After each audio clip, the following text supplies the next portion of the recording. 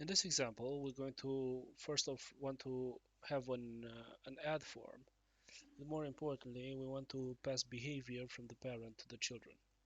Right? So the add form is not going to have its own server communication logic, but rather is going to get it from the parent. So we're going to start from x4 start.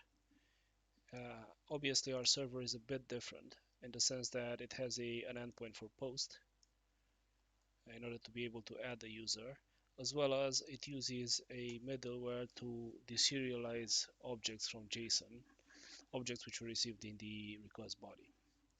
As for the GUI, it's basically in the state that we had at our last example, and we're going to need a new component here. It's going to be a user form.js, as well as its corresponding CSS file, so user form.css.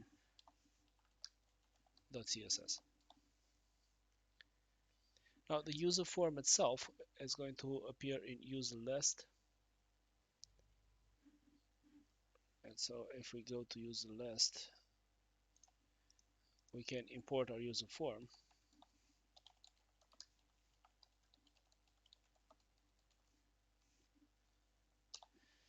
and we're going to have it right here.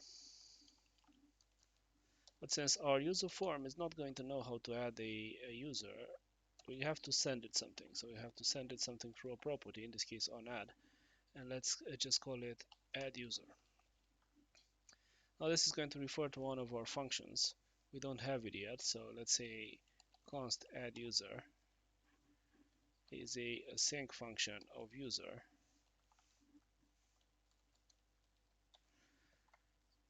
and this is going to perform a post request and reload everything, right? So we're going to say await fetch.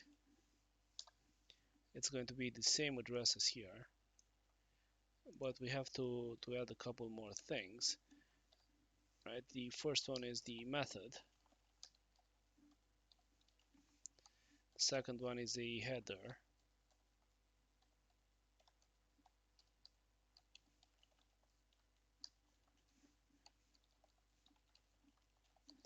Which tells the server we're sending JSON, and the actual object in the request body we're going to serialize manually.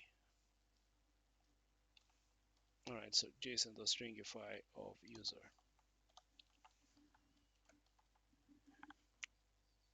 Right, so after we've done this, we're going to say get users, and reload everything. And since this property is a managed property, right, this is managed state, whenever it updates, the component is going to get redrawn. Now it's time to go to our user form of props. We should extract the add function from the props, and this is obviously going to return something. So the default export here is going to be user form,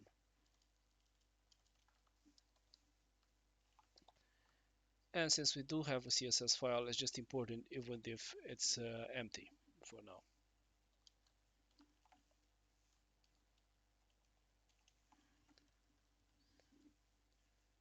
Now the user form has to look like a form, which means it's going to have a couple of input fields.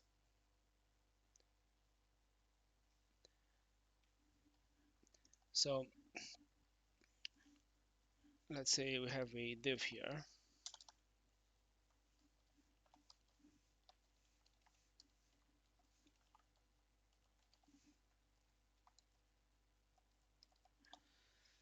and we have a div for username,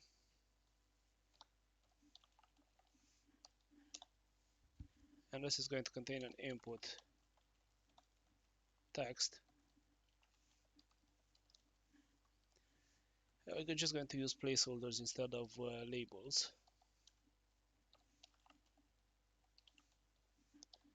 And when this changes, we're going to inline the event, so just put it here.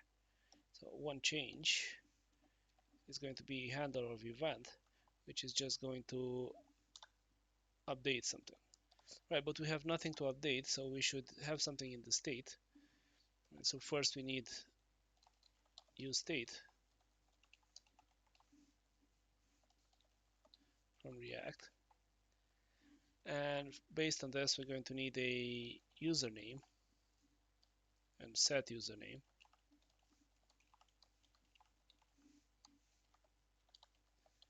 Since this is an add form, it's going to this is going to start from an empty string. The same thing for full name. Set full name.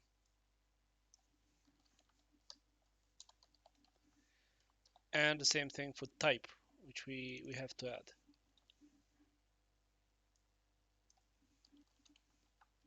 Now for type, we want to have a select, so we're going to need a series of options. So let's have our options here.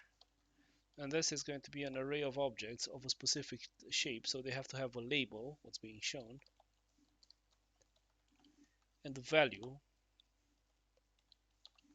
right, what's actually being recorded by the select. So we're going to have just power user and regular user.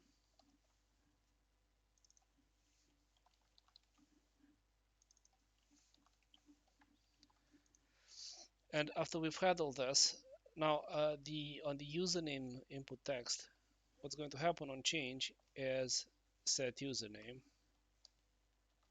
of event.target.value. Similarly, we're going to have something for full name, right? It's just that it's going to say full name and set full name.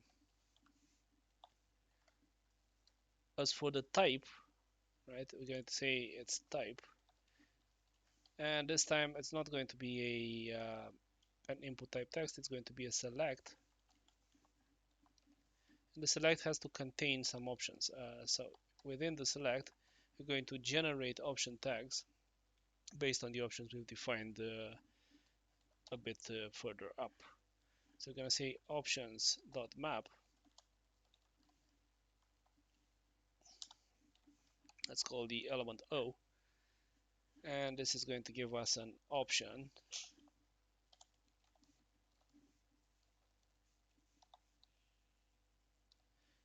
And inside it, we're going to have O.label. And here we're going to say option value is O.value. This is not going to work out for now because we also need a key, which is also going to be O.value, assuming they're unique. In our case, they are. That should somewhat be it, with the exception of a button, which allows us to actually perform the add. So we're going to say div class name add. This is going to be an input type button.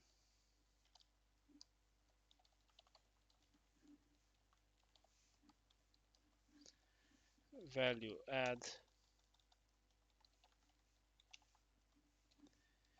And when we click it, let's say it calls a function called add user. We don't have this function yet, so let's add it. So we're going to say add user is a function. It's going to actually be a handler, and it's going to use the onAdd to perform the logic we've received from our parents. So I'm going to say onAdd of username, full name, and type.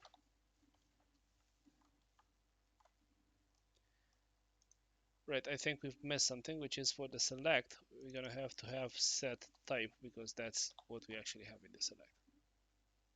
So let's look at what we have for now. We have this little form, so let's say test user,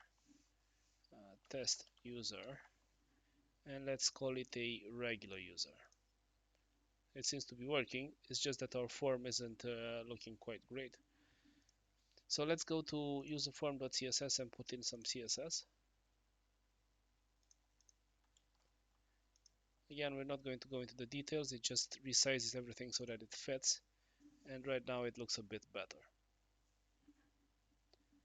That's it.